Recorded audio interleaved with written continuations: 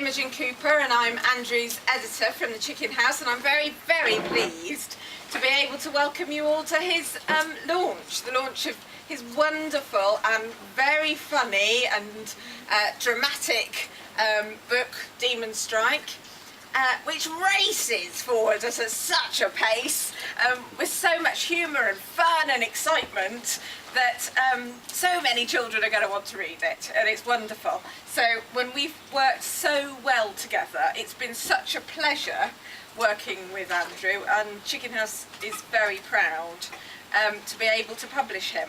So thank you so much everybody for coming, and this is a very exciting moment. What we are going to do tonight is Andrew is going to tell you all about his book and do some readings, and then you're very welcome to ask him any questions you like, and then he will happily sign any of the books that you have brought or that you want to buy, she says. So over to you, Andrew. Okay, well, I did prepare a speech for tonight, and it ran to 5 pages. I said I'd edit it. Yeah. Now, it's probably a bit too long, but I wanted to start with thanking a few people. You'll forgive me if I do read from this to start with. First of all, I'd like to thank Waterstones for hosting this and agreeing to host it, because they're very generous in doing that. I'd like to thank, obviously, Imogen, not just for coming all the way from Frome, yes, is it Frome? In Somerset, a heck of a long way, so I've driven there myself. And I know she's battled and battled to get here against trains that were delayed and cancelled and whatever. Thank goodness I managed to get here, that's all. But also for Imogen's patience and wisdom with the book. So, but we've worked really closely, and Imogen's, it's my first book, she's helped me a lot and guided me, so again, thank you very much. My pleasure. I'd also like to thank all of you guys. It's quite humbling to see so many faces here, and some of whom I don't know, which is great. Lots of you I do know, some from my childhood, Brian at the back. And I say it's very humbling to have you all here, and I'm very pleased you're all here. Before I talk about the book, I thought I wanted to talk a little bit about me, which probably seems a bit strange. But I wrote my first book at the age of 9, believe it or not. So I wanted to be a writer forever, being a boy, for obvious reasons. Lots of boys want to be a football player, or a rugby player, or a cricket player, or a movie star, somebody from Star Wars, perhaps Indiana Jones. And aside from also wanting to be Indiana Jones, hence, I'll put this on now, hence the hat. And if I'll digress slightly,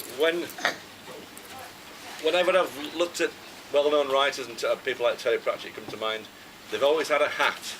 And I thought, when I become a writer, I too will have a hat.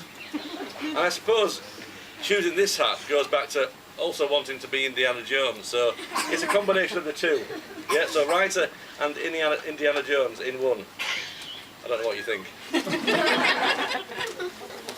I think you're an Indiana Jones of the pen. Actually. Well, it would be nice. And I've lost my way slightly on my 5-page speech.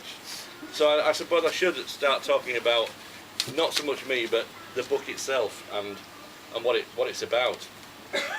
Demon Strike. It wasn't always called Demon Strike.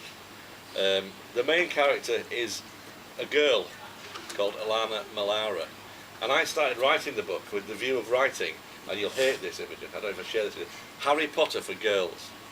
I always thought that, you know, yes, I know girls love Harry Potter, and Harry Potter's a strong character, but there's him, there's this new chap, Percy Jackson, there's Artemis Fowl, and they're all guys, they're all boys, and I thought, the girls are missing out, where's the girl hero or heroine?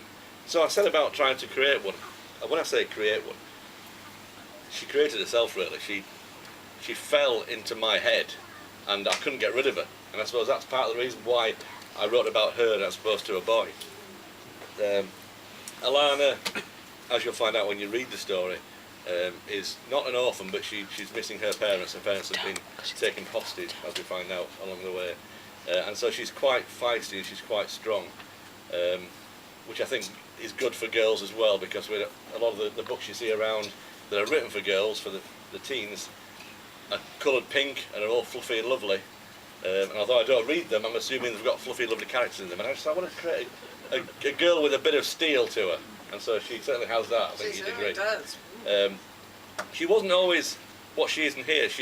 In here she is a psychic ghost hunter or ghost buster, as she described here, and she does bust ghosts. But when she first popped into my head back in 2004, she was a detective, and she was battling metallic spiders. And I don't ask, it happens. You know? I don't know why, but the spiders went away eventually, and she sort of morphed through a few guises, shall we say, and she eventually settled into being a psychic ghost buster or ghost hunter. She's got a sidekick called Worley, who's a bit put upon, reminds me of you a bit, Nathan, isn't it? He's a bit put upon. I won't say he's bullied by Alannah, he's not. There's a lot of affection between the two characters, but he is her rock, really. She's no parents at the moment, and she relies on Worley a lot. The book is pure fantasy. You know, I don't know whether I believe in ghosts or not. I don't know whether I believe in psychics or not entirely. And I'm certainly not sure whether I believe in angels. Angels feature in this book, but not angels as you know them.